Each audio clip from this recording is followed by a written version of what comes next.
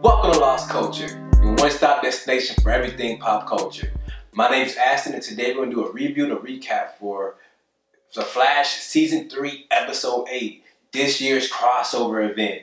I am loving it. I love how so much is going on. We open up with Barry and Wally like pinned against the wall. We see like Supergirl's heat vision come through the wall, and once we take the corner, we see our team, and then we flash back to like 10 hours earlier. We see an alien ship crashes. I think the team was actually in the middle of an argument about something, and we see Barry speeds off to the spaceship. He touches it, throw him back. We see the alien. I don't know why they didn't attack him. I really don't know. It just stumped them out, honestly. Barry should have got knocked out in that moment, but they really wasn't worried about him. They just ran past him. And let's talk about this first. The Dominators character design. I honestly love the ship. Gotta say that. The character designs I'm okay with. I understand we're on a TV show, so the sci-fi design isn't going to be all the way perfect. It's going to be real CGI. So I'm going to give them a pass on that, especially with all the other special effects they have to worry about. We got Supergirl flying around. We got Supergirl shooting lightning. We got Wally super speed. We got Barry super speed. We got to do trick arrows for Ollie. We got to do coordination fight scenes for Sarah. We got to have, what else special effects did we have in here? We got to have special effects for Firestorm. We got to have special effects for Mick. Like, so, honestly, there's so much going on. So I gotta give him a pass on the okay graphics of the Dominators. Now going on from there, we see Barry and Cisco are basically planet hopping, trying to find Supergirl.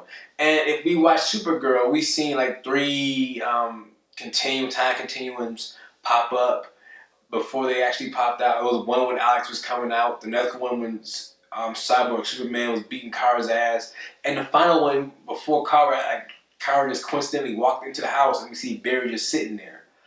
Now, with that going on, we see like when Barry introduces Cisco to Kara, he's like, oh, we're not really friends. I'm like, Cisco, you wanna shut your ass up? I knew Cisco was gonna be annoying this whole episode from that point on.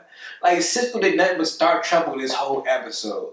Like, Cisco, you have no, once you get Kara back to Earth 1, you have no purpose because you ain't fighting nobody. We got Felicity behind the keyboards. What do we need you for? Sit your ass in the back and Google something. Go hang out with Harry, come up with some museum ideas. We don't need you with the rest of the team right now. You are pointless. You work like Cisco pissed me off so many times this episode. We see the whole team together. We get the Legends back. We got the Legends minus Rip, honestly. We got we're missing Steel. I don't understand. We're missing Huntress. Not Huntress. Isn't that, what's her name? You know who I'm talking about. We're missing the other girl. I'm like, where is everybody? Like, why are we missing people? Now, I kind of understandable for Supergirl why we didn't bring Mon-El. Mon-El's recovering from what is it called? The Medusa virus. There's no reason for Manhunter not to come. And they could have even pulled out help for McGann, ask McGann to come through. But hey, Kara came by herself. Actually, she just like, oh man, whatever it is, I'm down to ride with the squad. Like I actually like that about her. We seen once everybody get there, we see everybody just having fun. We see Kara trying to guess her. Well, she actually knows everybody's name. She's just trying everybody's name out, trying out everybody's powers. Obviously, nobody knows about Caitlyn's powers besides the Flash team. So when Kara says, "Oh, you have the cold powers, but can't control them yet," and like, "Oh yeah," like everybody like, "Huh?" So we got that happening. We got. I honestly forgot that Mick was Heatwave. I'm not gonna lie to you. Like, yes, yes. Like, even with Snart, I forget he's Captain Cold. Like, Snart, because we don't really call anybody by their names unless you're on Arrow. Everybody else is just, unless you're on Caitlyn too. Caitlyn's Killer Frost. Regardless, Caitlyn is Killer Frost. when anything happens, it's Killer Frost. Now, I'll talk about my idea for Caitlyn later, but it'll be really cool if they do this. Now, going on, we see Barry and the team where everybody's like talking. We see each other, like everybody's confused because everybody's talking over each other. And they're trying to come up with an idea like, oh, like, who's going to be, so they're trying to decide who's going to take point. And everybody like basically like, oh. And we see the first person Cisco throws out there is fucking Ollie. I don't mind Ollie taking charge. I don't mind at all. I like when Ollie takes charge, to be honest with you. I've been watching Arrow since season 1, so I don't mind Ollie taking over. But let's be honest right now, Arrow ain't the breadwinner for this DC universe right now. It's Flash. So we see Ollie tell like, hey, let Barry be the leader. Even though we know that like, Barry would never, first of all, neither one of these two would ever be the leader of the Justice League. Let's get this right. I think Kara would probably be the best leader for the Justice League and with the team that we have right now. But going on from there, none of these characters will ever be the leader of the Justice League. Let's get that right. Now, we see, and I think that's what the plug was for that building. I think that building is going to be the Hall of Justice. I don't know, because we've seen like the waterfront outside. I don't know if you ever seen like Super Friends, but it definitely reminds me of the building and everything. So I'm pretty sure that's an Easter egg back to the old like Super Friends building.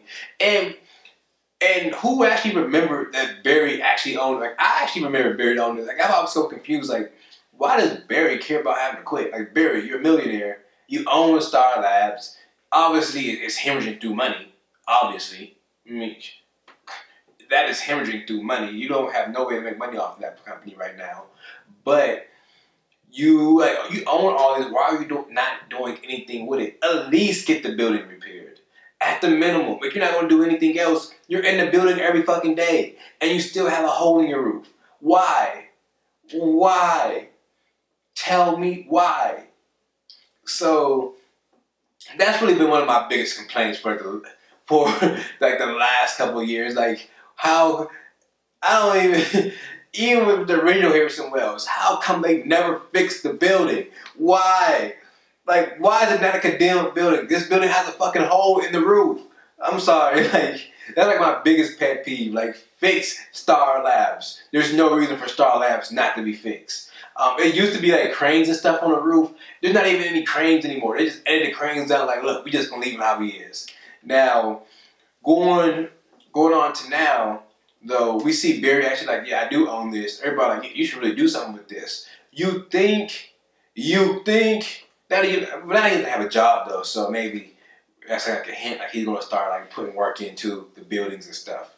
So we see all that happens. So we see that going on. We see while the team is training, Stein and Jackson actually call Barry into like, I don't know, the little surveillance building, and they tell them, well, they play the message for them like, look, this is what you sent us. Rip isn't around. Like, obviously Rip's not around. We still haven't found Rip. We ain't really tripping out Rip. Rip come back. We didn't want to come back. We see that happen. We see her talking like, what should we do? Should we tell the rest of the team? And as a whole, we actually really just see Wally, not Wally, but Ollie, like, we really shouldn't tell them. Like, we should not tell them about this, especially with the alien invasion. We're not going to tell them we can't trust each other. Yeah, don't do it. That happens. We see Ollie shows up, not Ollie, Wally shows up, and Wally gets turned away. They were relying on Wally about his speed. He's faster than Barry was at his, well, it isn't really fair because he's actually picking up, going off of my logic of how Dr. Alchemy's power work. You don't just get your abilities and you start from that day. You pick up with your abilities from where you already were in Flashpoint. So in Flashpoint, Wally had been like fighting for a couple years. So, or not a couple years, at least a couple months. So Wally's not just a newbie. Like, he's not just waking up with, this is how I run. No, you pick up from your abilities where you were in Flashpoint. So even though Wally didn't go through like his whole metamorphosis that he was supposed to go through, but he still picked up from where he was supposed to pick up. Well, he still picked up at a more mature point in his abilities than Barry was when he first got his. So we see everybody's trying to, like, he shouldn't fight, and we see he actually go to HR about it. Like, look, HR, will you actually be my mentor and train me? And Harris, he obviously turns it down the first time, but near the end of the episode, he's like, look, I'm tired of Joe shitting on you. I'm tired of Irish shitting on you. I got you. We're going to start training on the low. Don't tell nobody. I ain't trying to go back to Universe 18. Well, Earth 18. So we see that happens. We see, and let's talk about these ideas that HR had. These ideas were stupid. Well, I don't mind the little segue through the building. I don't really mind that. If I remember, like, we had kind of like a segue in Cisco's Earth when Cisco was the boss. So going on that one, we see, like, I'm pretty sure they were doing everything in there too. Now going on from there, but that particle accelerator, that's mad insensitive. Like, they gotta wait a couple years to play like that. Like, maybe build another particle accelerator and start working with it, and get that one working. Start off with a small one, then gradually build a bigger one, and let that work out. Like, oh yeah, this is how it was supposed to go. We see that happens. We see Jack, like, yeah, I actually like this. Like, I actually like the whole group together, except for Cisco's soft ass starting all this drama. And we see while the team is training, we see Cisco finds a recording about, or before that, we see Barry goes and talks to Ray, and he's asking about Captain Cole Schmidt, Schnart, and he tells him, like, he died helping us. Like, Snart died helping us. He gave his life up, and which we know isn't, like, obviously he did die in the Legends era, but he's still alive in the Flash world because he's definitely going to be one of the bad guys over all 4 episodes when they do the Legion of Doom. So that's what makes me think that's got to be, like, the Hall of Justice. It has to be the Hall of Justice. So we see that happens, and we see that everything is going on. Cisco walks away like really, Cisco? Don't make me give you this mouthful bitch slap. Like, oh, Cisco. We see Cisco walks off. He actually goes to the surveillance trailer, and he finds a little iPod MP3 player, and he tells everybody. Well, he basically makes a big scene about everybody about the message. Now, right there, the whole team falls apart. Right there, I knew it was a bad idea. We put Kara in charge. I seen, like, we see, like, everything's going on. We see, it was just so stupid. It was just such a bad idea. We see, like, Diggle finds out that he had a daughter, and now he has a son, so he's upset. We find out, like, Sarah's upset because she can't change time and bring Laurel back. We see, who else is upset? That's really it. I don't think anybody else was upset. They were just those two, really. And Cisco, but Cisco ain't even with the teams. I don't know why Cisco even had any say-so in it. So I would have told Diggle, sit your ass out then. We don't really need you. Sit your ass at home. And so we see that happens. We see Oliver stands up for him like, look, if Barry's not going, I'm not going. So then we see Diggle, all right? You stay here too. I'm like, what? At what point does the sidekicks call shots? In what world does the sidekicks call shots? It didn't make no sense. So we got Kara going out with the sidekicks, with the B team. I would start calling them, sitting at the B team with Kara. We see Kara goes out there. We see Mick in his asshole mode. Oh, I'm gonna call you Skirt. I'm like, really? Like, really? And we see as soon as he got in trouble, Supergirl help. I'm like, Mick is a goddamn asshole. Going on from Mick. I actually do like Mick though. So don't get that twisted. I actually do like Mick. I was just the fact that he was like, I'm gonna call you Skirt. I'm like, really? That like really kind of annoying. Like, just call her Kara then. You want to call her Supergirl? Just call her Kara. Now, going on from there, we see everybody is doing fine. Like everybody, like, we see it getting there. We see it just killed the president off the rip, like no problem.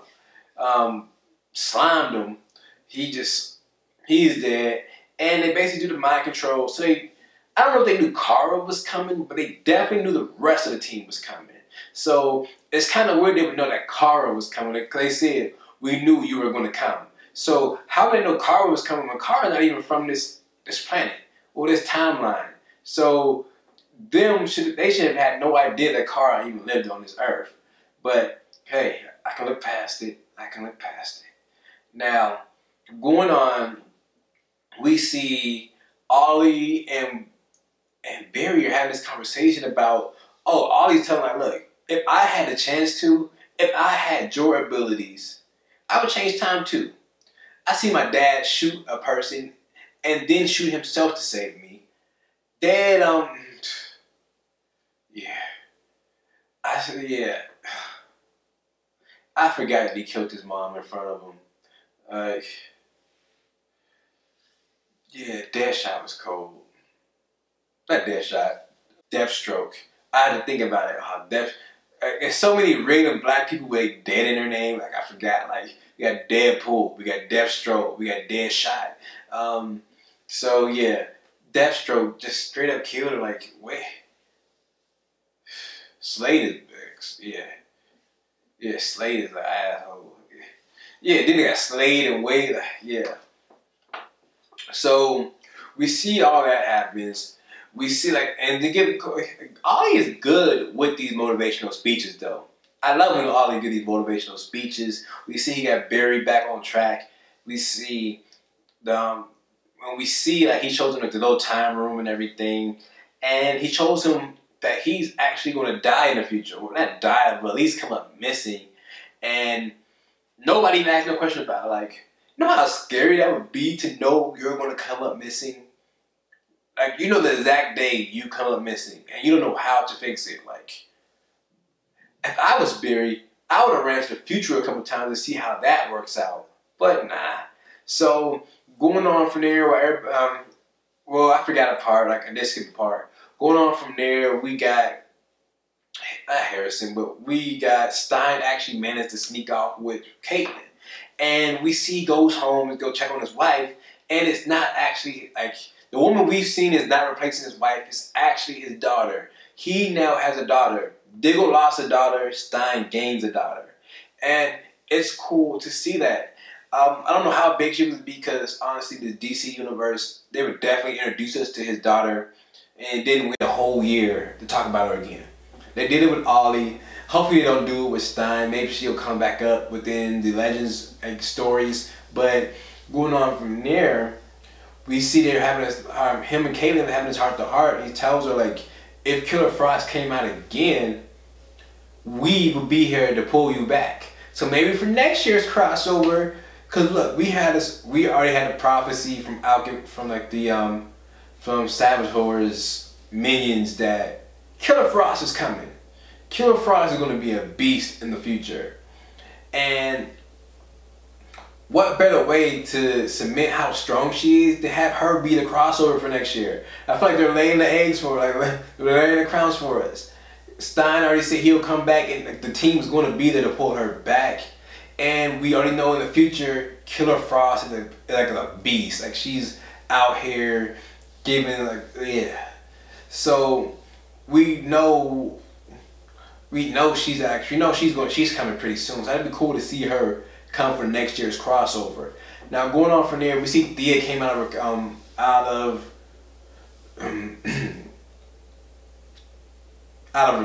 we seen Thea come out of retirement so she can fight aliens, and she was basically like, we see she's with the team, she's just working out. We see, and I like the way they use Wally to come for the rescue. Ollie's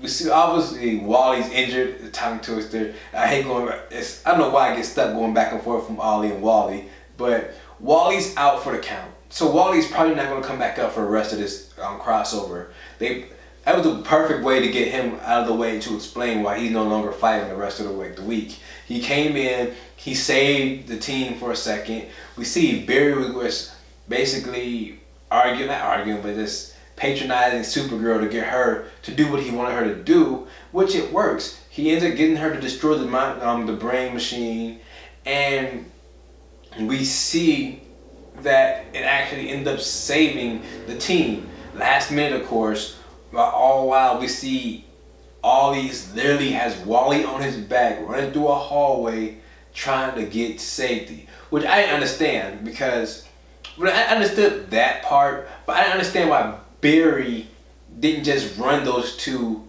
to the wherever he's telling them to go. Now we seen that happen. We see lead Supergirl away, and this is what I'm saying. Ollie should be dead. Ollie should be dead. And how come every time Barry saves, like every time it's a crossover, Barry has to save Diggle in Ollie's life? Like last year when the big explosion happened, we see that Barry and we seen Barry basically had to run back in time to save the team. Nobody had no complaints about that though. Oh, let's talk about running back in time. Nobody had no complaints about that when the whole world got destroyed. Vandal Savage destroyed the whole world, but he at least killed Star City and Central City.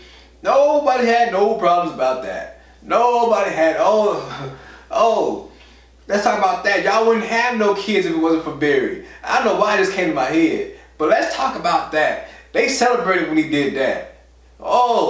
They love Barry when he saved their life by going back in time. But let Barry actually do something he ain't supposed to do. Yeah. Now, all that happened. They were loving him. They loved him when he ran back in time for that. I forgot all about that. Now in the future, we see a Wally. Basically, we see everybody's back to the team. We basically get a cut right to Arrow back to next Arrow episode, followed on Arrow. So it's kind of hard to break down the story, but it was really good to see that everything is going on. We see Lila has known about these aliens for a while.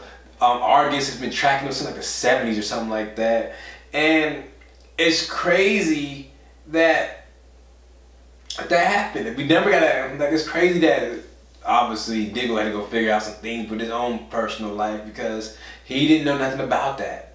No. And I like how they brought up Amanda Waller, and she told her look,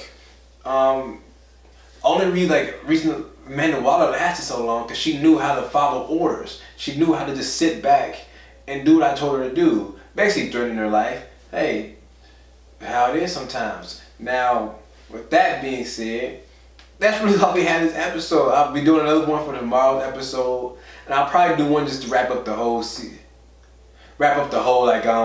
crossover at the end of the week. Now, thank you guys for tuning in as always. Make sure you follow us on all our social medias, and hope to see you guys tomorrow. And as always, stay lost.